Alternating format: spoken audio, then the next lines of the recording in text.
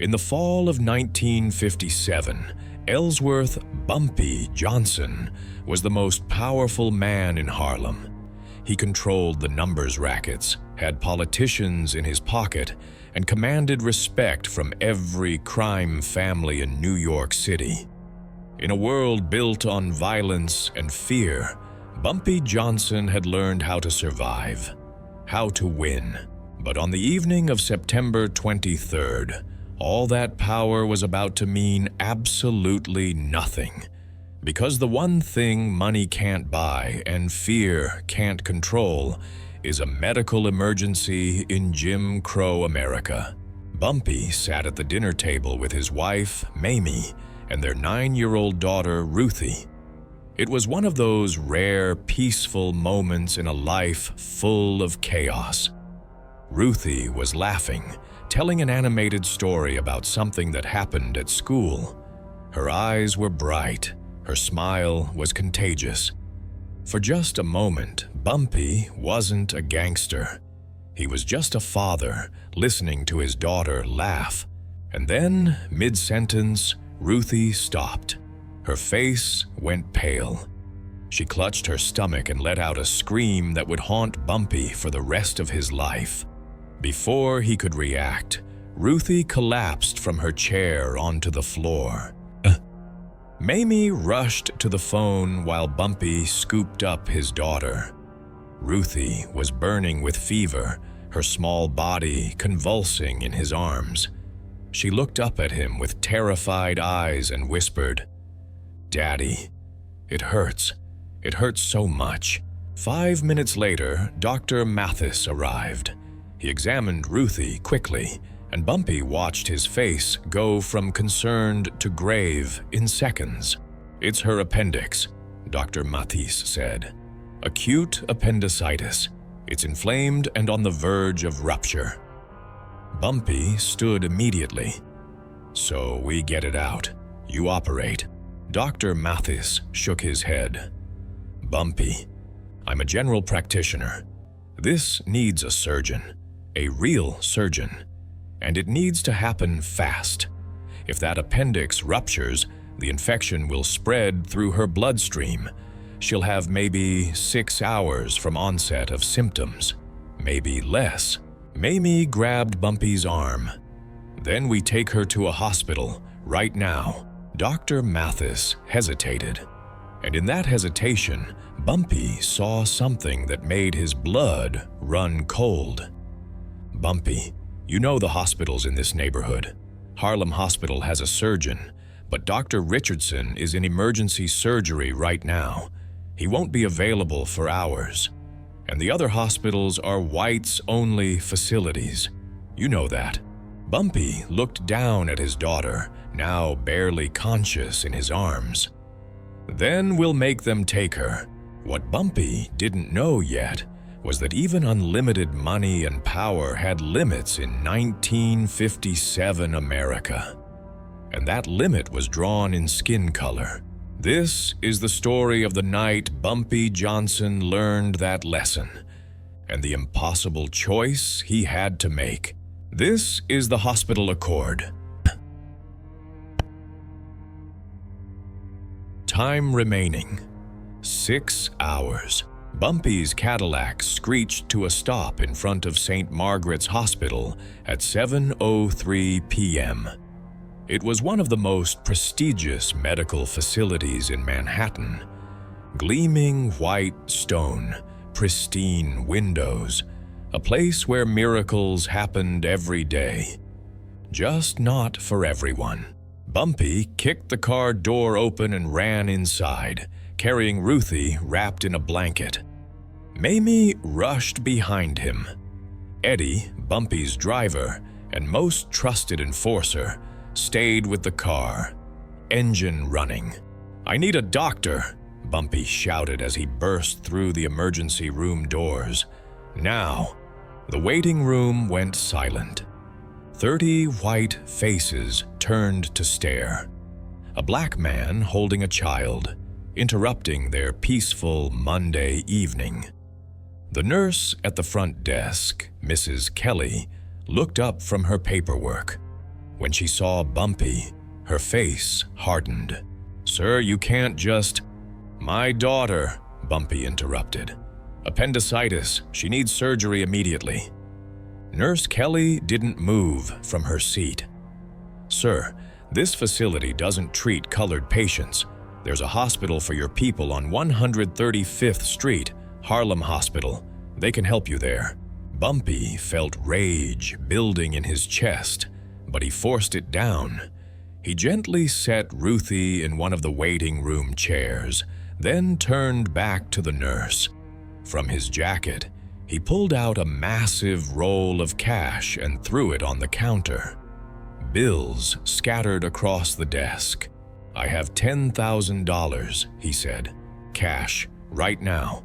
You get a surgeon, you operate on my daughter, and every dollar of this is yours." The waiting room gasped.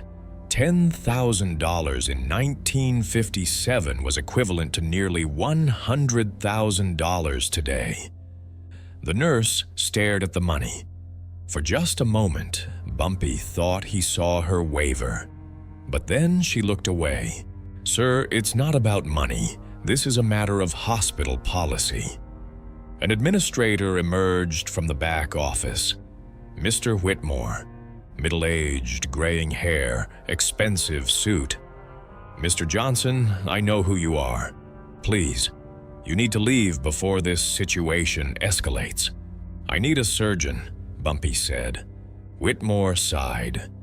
"Even if I personally wanted to help you, the hospital board would have my job by morning. New York State Hospital Licensing Board regulations explicitly forbid the integration of medical facilities.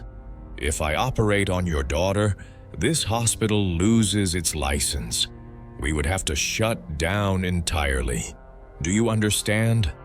I can't sacrifice 300 patients for one child." Bumpy stepped closer. "So you're telling me that policy is more important than a 9-year-old girl's life?" Whitmore couldn't meet his eyes. "I'm telling you I can't help you. I'm truly sorry."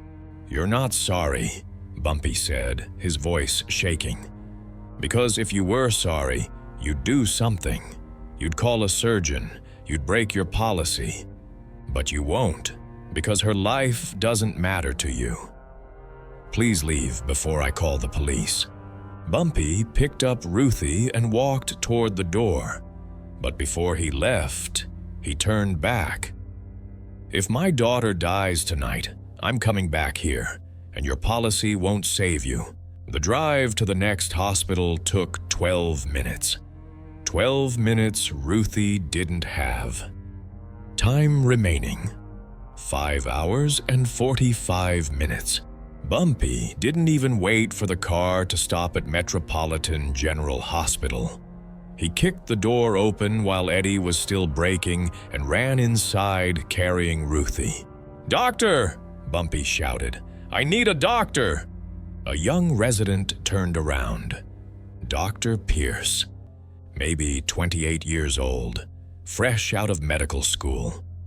When he saw Bumpy holding Ruthie, his first instinct was medical, not racial. "Let me see her," Dr. Pierce said, moving forward. He examined Ruthie right there in the waiting area, checked her temperature, 104 degrees, felt her abdomen. She flinched even unconscious. His face went pale. "This is serious. Her appendix is close to rupture. She needs surgery right away. But sir, this hospital has policies." "I know," Bumpy cut him off. "Whites only. I don't care. You're a doctor, she's a patient, do your job." Dr. Pierce looked torn. For a moment it seemed like humanity might win. But then an older doctor appeared. Dr. Hamilton. Gray hair, stern face. Dr. Pierce, step away from them immediately.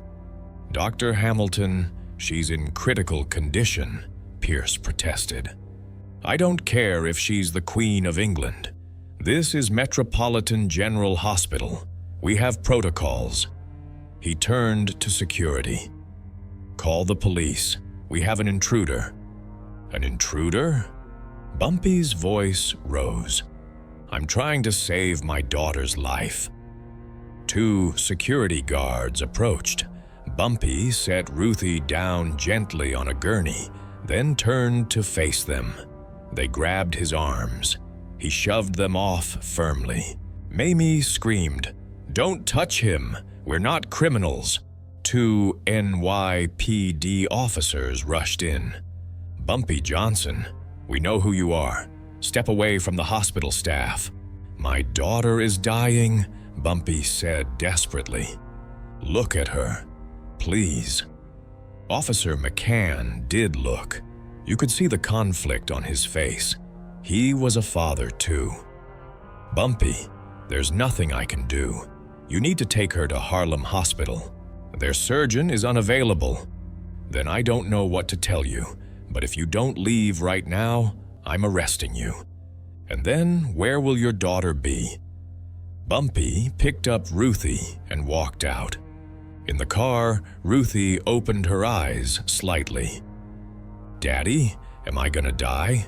Bumpy's voice broke. "No, baby, no. Daddy's gonna fix this, I promise." But for the first time in his life, Bumpy Johnson didn't know if he could keep that promise. Time remaining, 5 hours and 12 minutes. Eddie pulled into an empty parking lot 2 blocks from Metropolitan General. In the back seat, Ruthie was unconscious, her breathing shallow. Bumpy sat in silence, staring at his hands. Hands that had killed men. Hands that had built an empire. Hands that were completely useless now. Eddie turned around. "Boss, we should try Riverside Medical Center. Maybe they'll—" "They won't," Bumpy said flatly. "They're all the same rules, same policies." Eddie had never heard Bumpy sound like this. Defeated, hopeless. "Then what do we do?" Eddie asked. Before Bumpy could answer, Eddie made a decision. He reached into his jacket and pulled out a .45 caliber pistol. "Boss, with all due respect, we don't need to ask these people anymore. We tell them." Bumpy's eyes widened.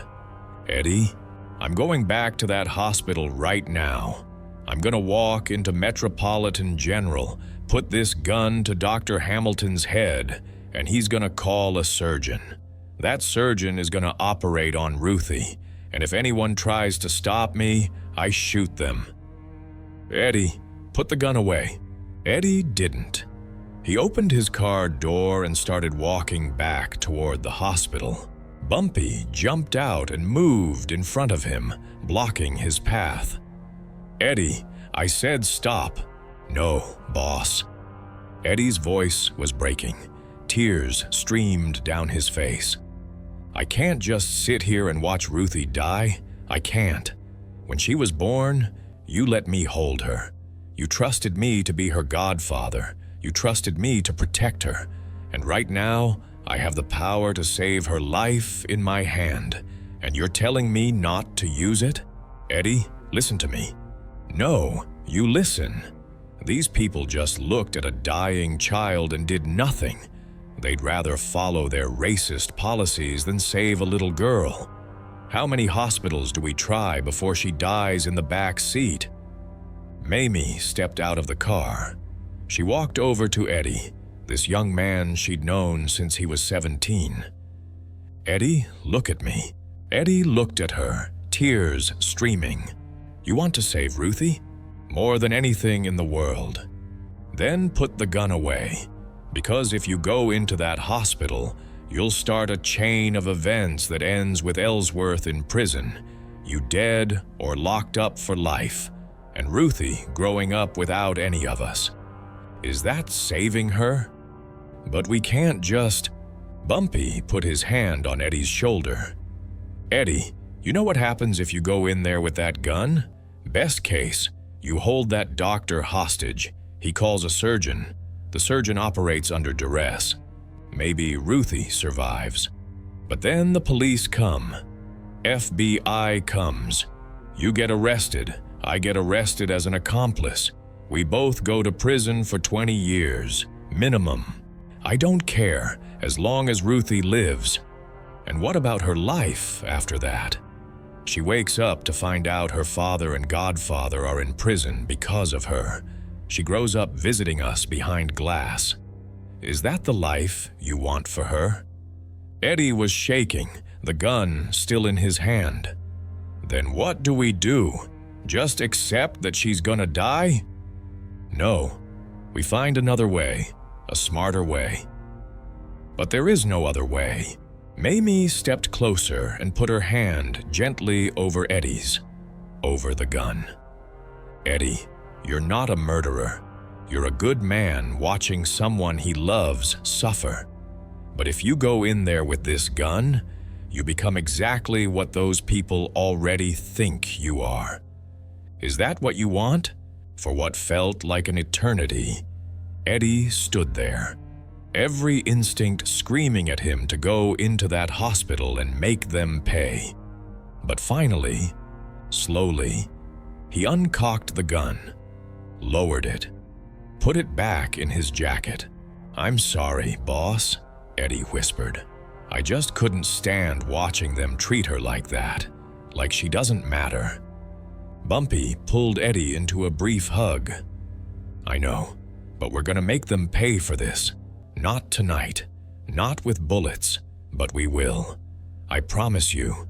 Eddie nodded, wiped his eyes, and got back in the driver's seat. As they drove away, he looked in the rear-view mirror at Ruthie and made a silent promise.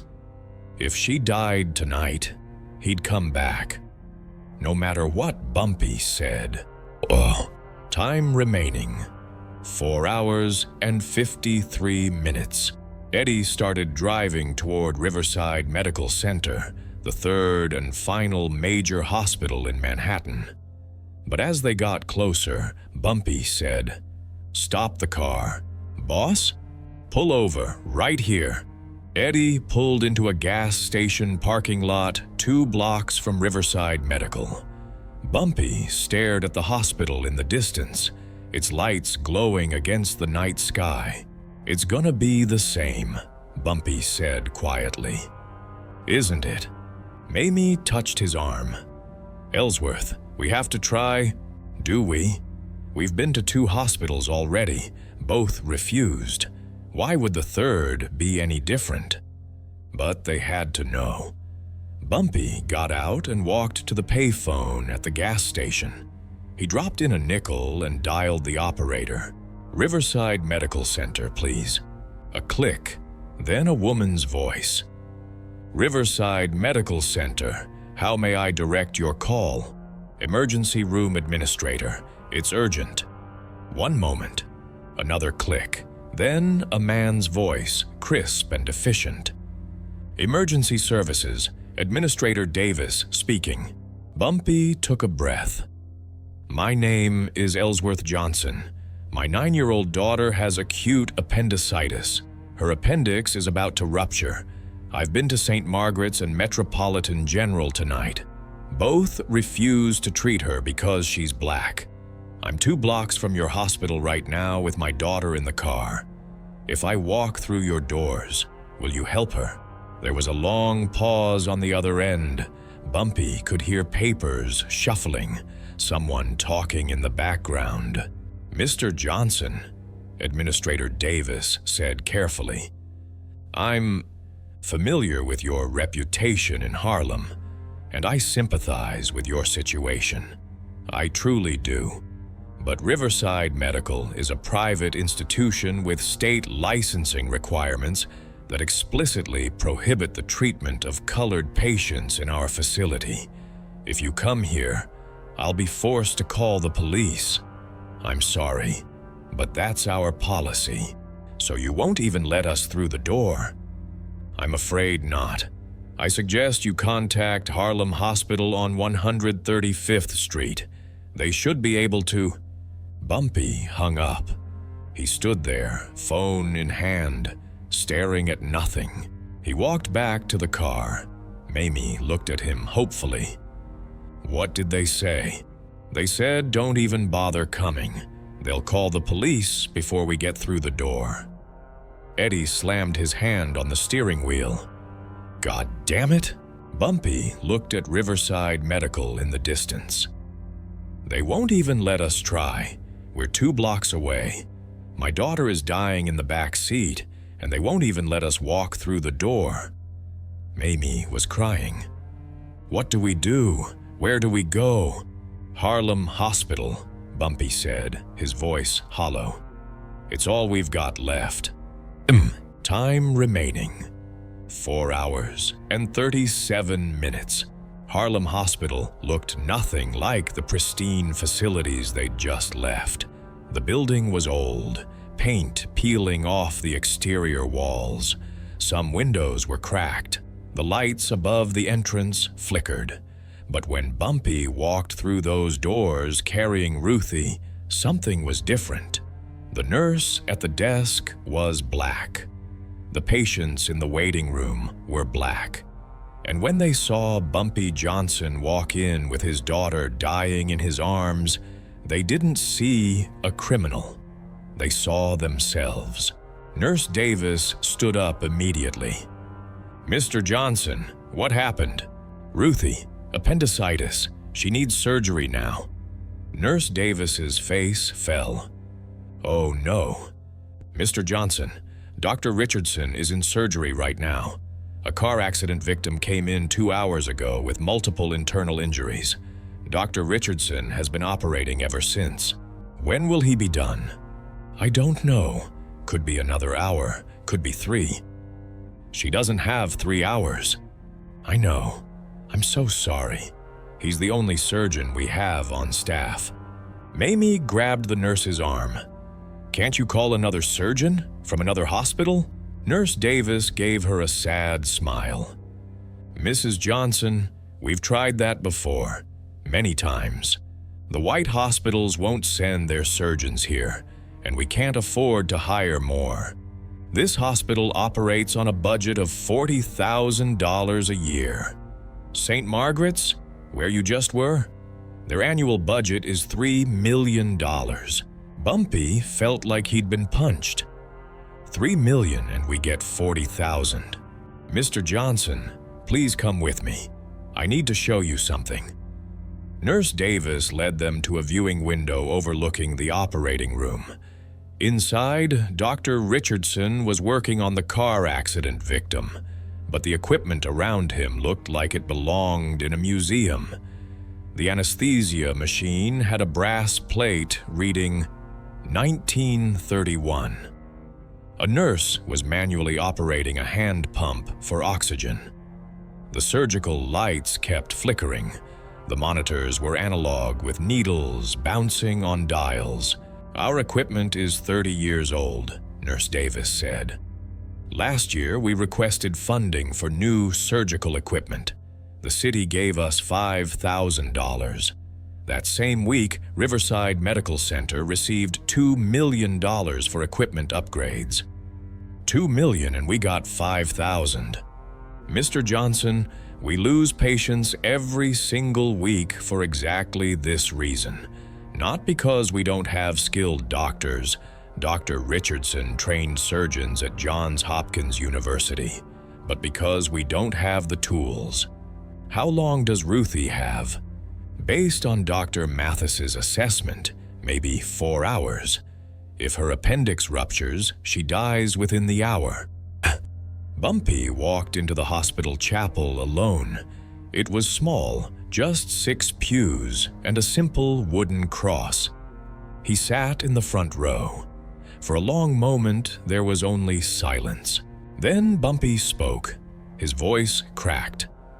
I don't pray much. You know that. I figured a man like me, you probably don't want to hear from.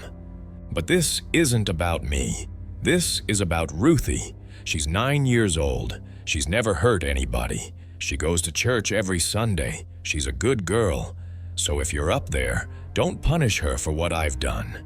Take me if you want, but let her live. Please. Silence. I've killed men, robbed, lied. done things I'm not proud of. Maybe this is my punishment, watching my baby die while I can't do anything. But those white doctors with their $3 million budgets, they go home tonight, sleep soundly, tell themselves they're good people, and their children don't die from appendicitis.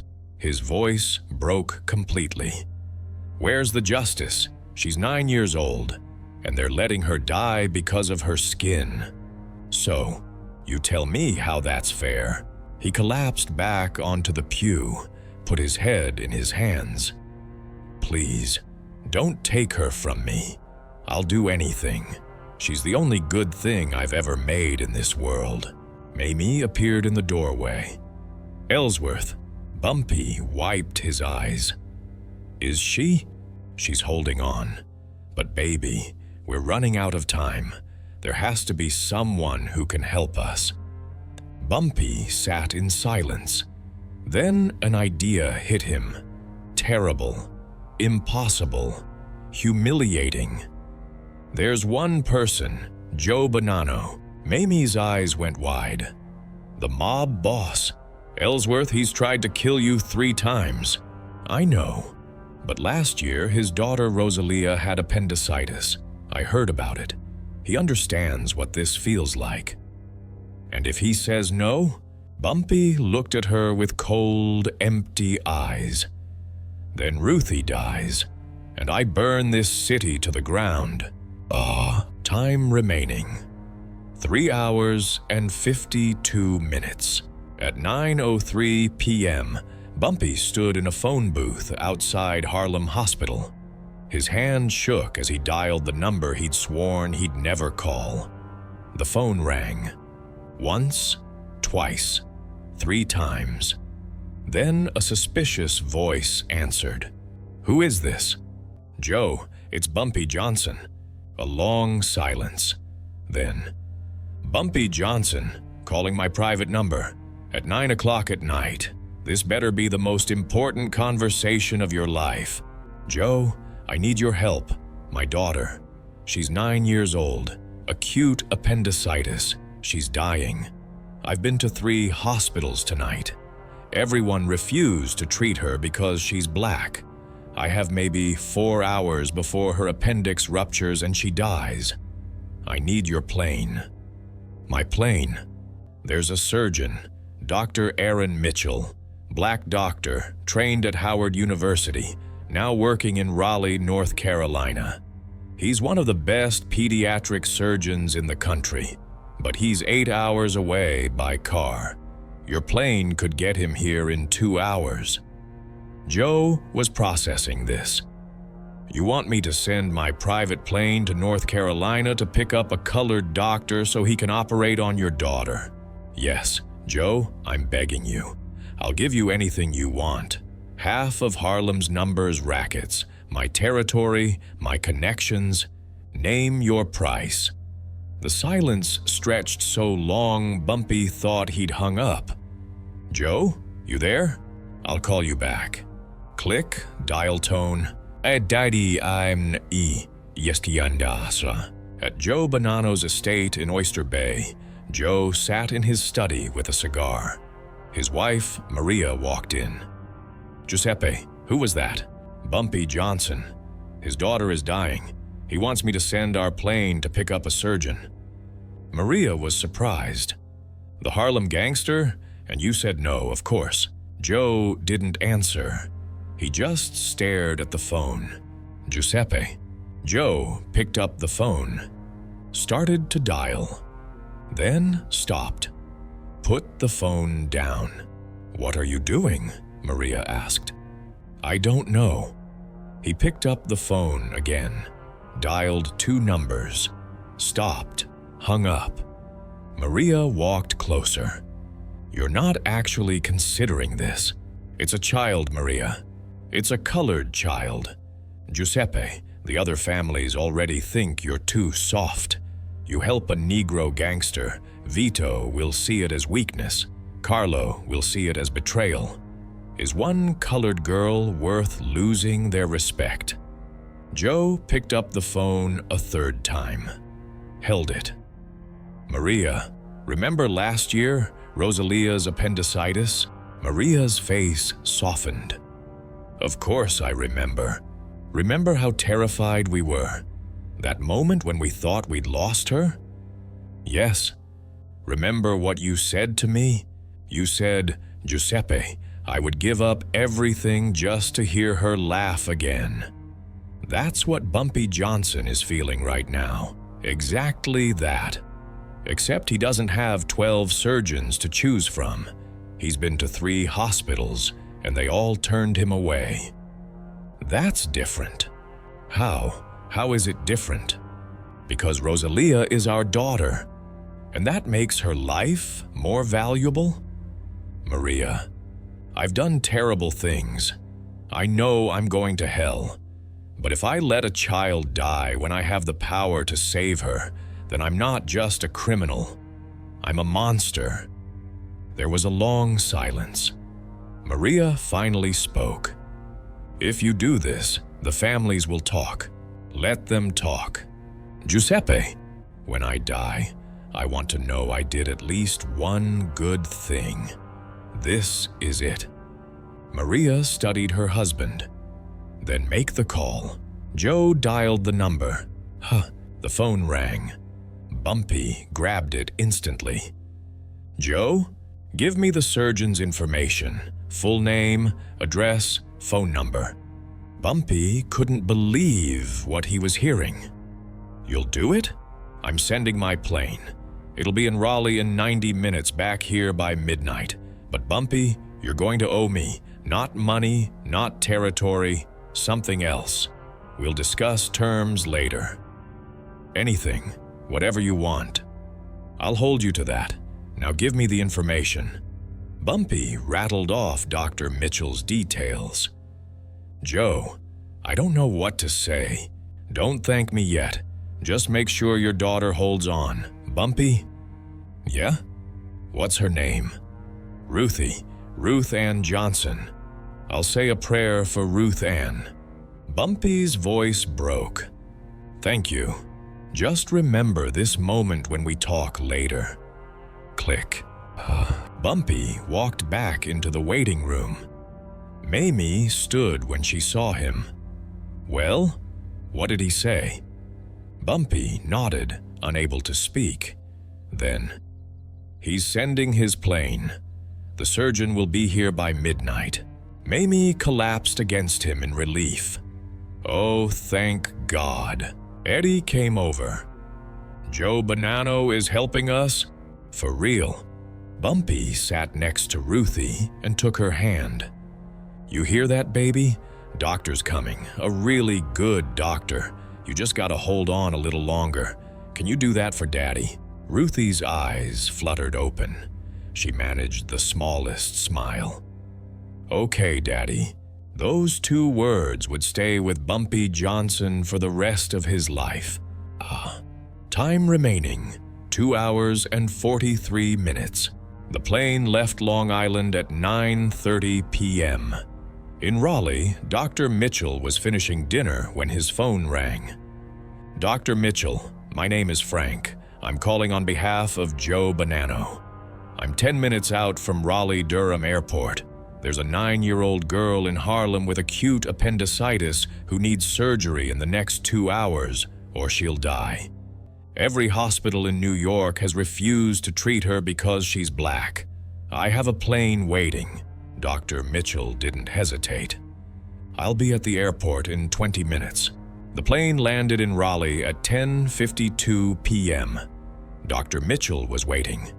At 11:58 p.m., the plane touched down in New Jersey. At 12:07 a.m., Dr. Aaron Mitchell walked through the doors of Harlem Hospital. Bumpy Johnson stood. So did every person in that waiting room, because they understood what this moment meant. Dr. Mitchell went immediately to Ruthie. "Mr. Johnson? I'm Dr. Mitchell." Bumpy shook his hand. "Thank you for coming. We'll have time for thanks later. Let me examine her." Dr. Mitchell examined Ruthie quickly but thoroughly. His face was grave but focused.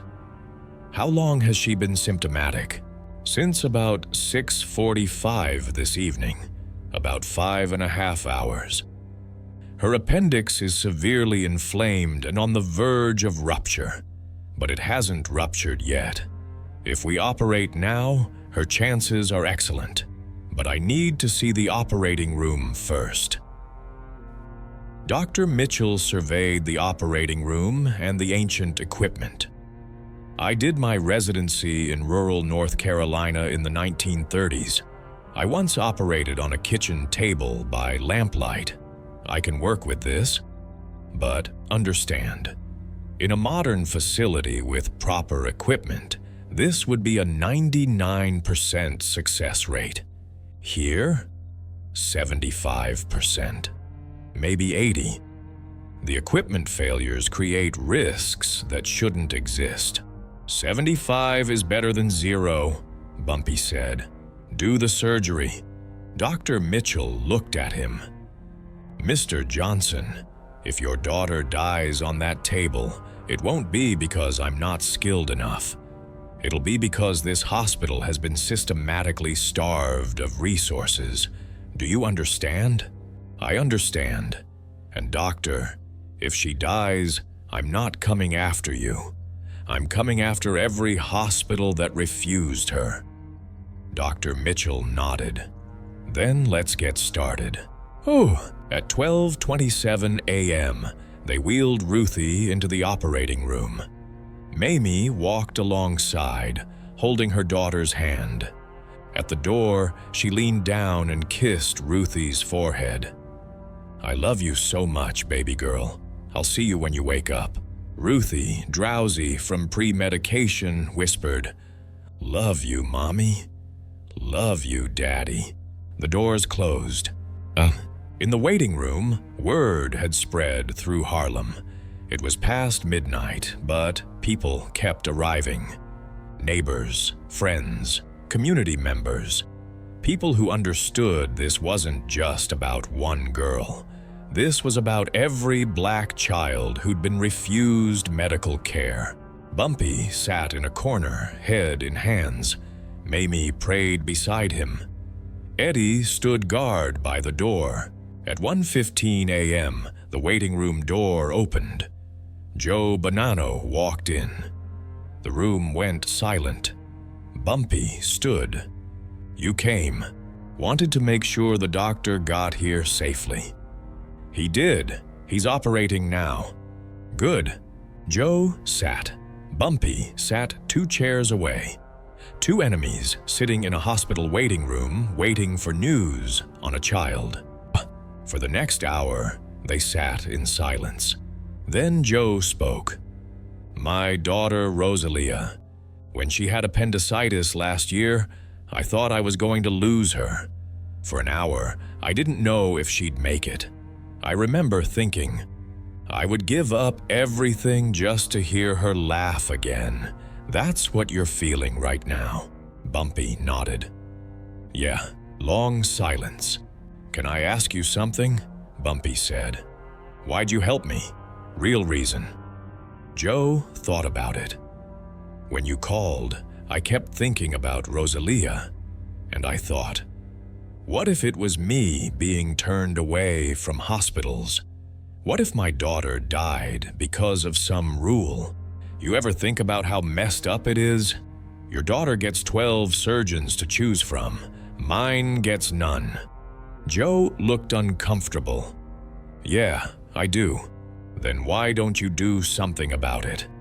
What can I do? I didn't make the rules. But you benefit from them, Bumpy said. That's the same thing. Joe sat with that for a long moment. You're right. Joe, you've got politicians in your pocket, hospital board members. Make them integrate their emergency rooms. And what's in it for me? Peace. You let black kids die. You create black fathers who have nothing to lose. And men with nothing to lose don't negotiate. They burn it all down. Joe, I'm sitting here thanking you for saving my daughter. But if she died tonight, I would have blown up every one of those hospitals, started a war that wouldn't end until they put me in the ground. You really would. In a heartbeat. Because what would I have left to lose? Joe studied him. So, you're saying if I help integrate hospitals, you'll keep the peace in Harlem. I'm saying we make a deal. You force 3 hospitals, the ones that refused Ruthie tonight, to integrate their emergency rooms. In exchange, I'll give you 10% of Harlem's numbers rackets, not 50, 10. Because this isn't about money. This is about making sure no other father sits where I'm sitting. If your daughter survives tonight, I'll do it. 3 hospitals, integrated emergency rooms. And if she doesn't survive, then I'll do it anyway. Because you're right, this is messed up. Bumpy extended his hand. Joe looked at it, then took it. They shook. The hospital accord, Joe said. Around them, people whispered. They were witnessing history. 2 enemies choosing humanity over hate. At 2:47 a.m., alarms suddenly sounded from the operating room. Bumpy jumped to his feet.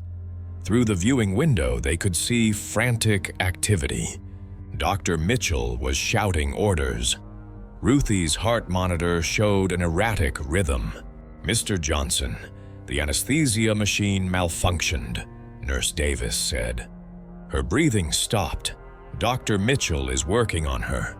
For 90 seconds, they watched as Dr. Mitchell manually resuscitated Ruthie. Then, finally, the heart monitor showed a steady rhythm again. Dr. Mitchell looked through the window at Bumpy and gave a single nod. She was stable.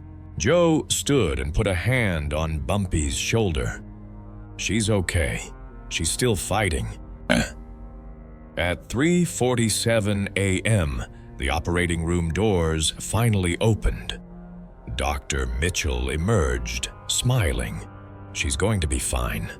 The entire waiting room erupted in cheers and applause. The appendix was on the verge of rupture, Dr. Mitchell said. We had maybe 30 minutes left, but we got it in time. She's in recovery now. Bumpy shook Dr. Mitchell's hand. Doc, I don't have words. I'm just glad I could help.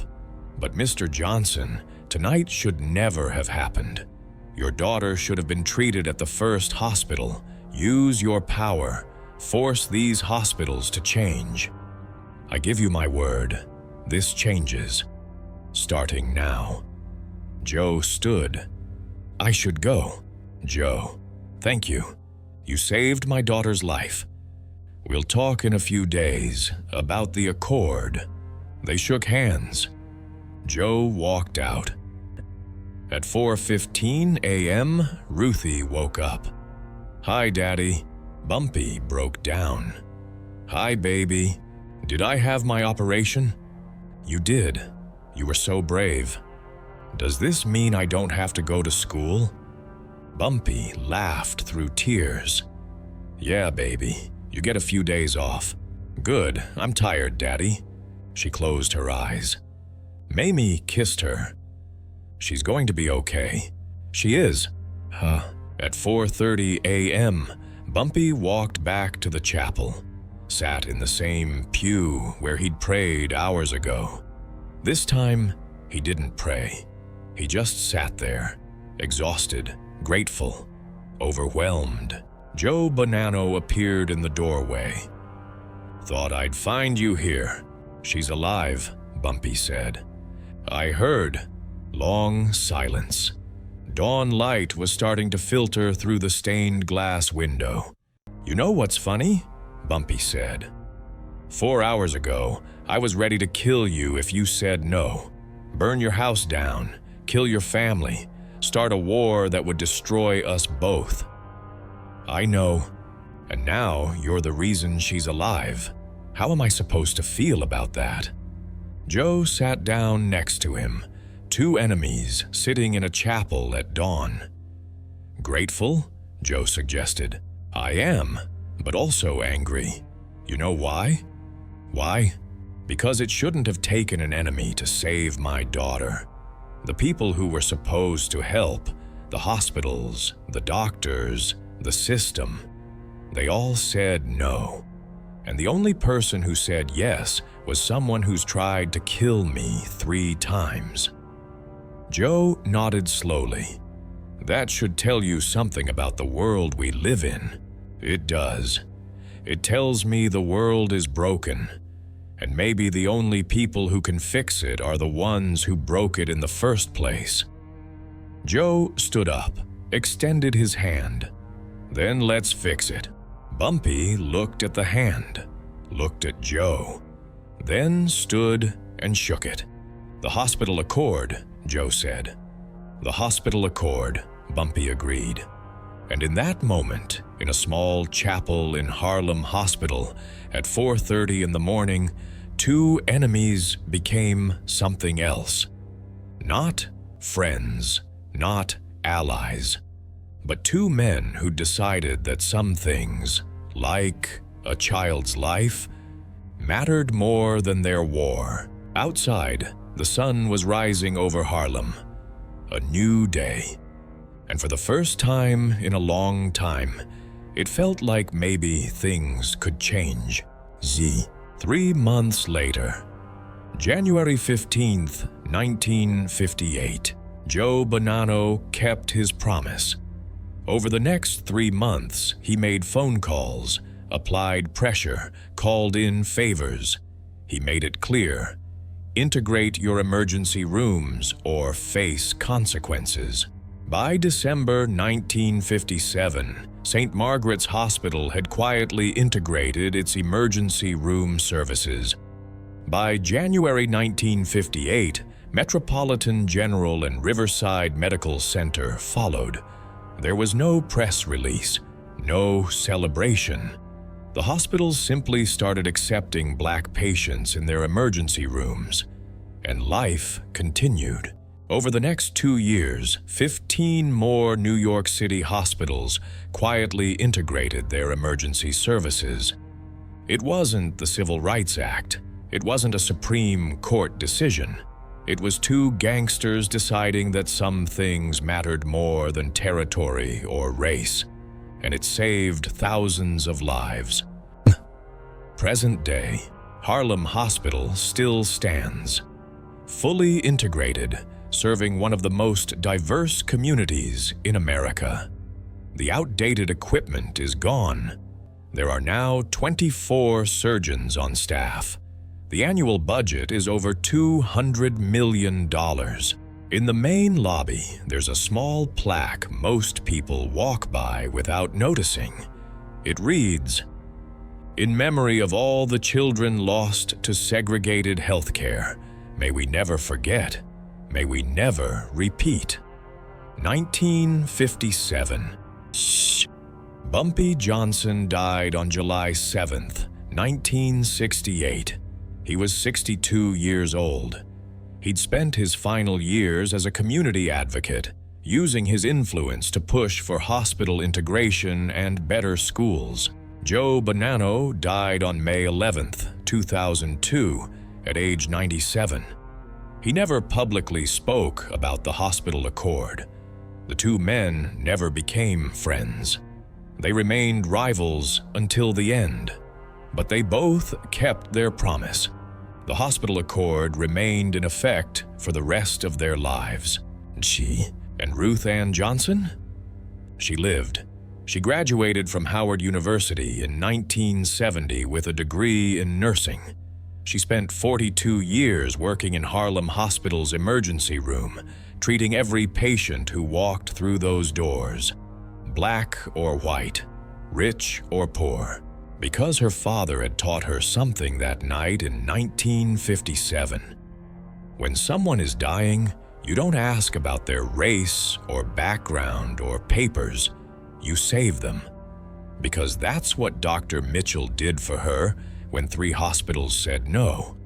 Because that's what Joe Bonanno did when he sent his plane. Because that's what her father did when he called an enemy for help. That's what humanity looks like.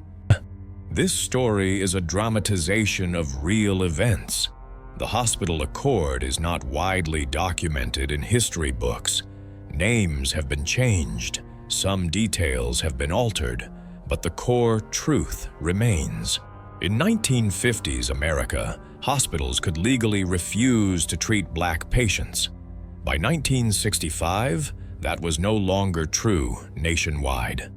And along the way, unlikely allies made unlikely choices, not because they were heroes, but because in one moment they chose humanity over hate. This is their story. This is the hospital accord. I really want to know, where in the world are you watching this from? Drop your city or country in the comments.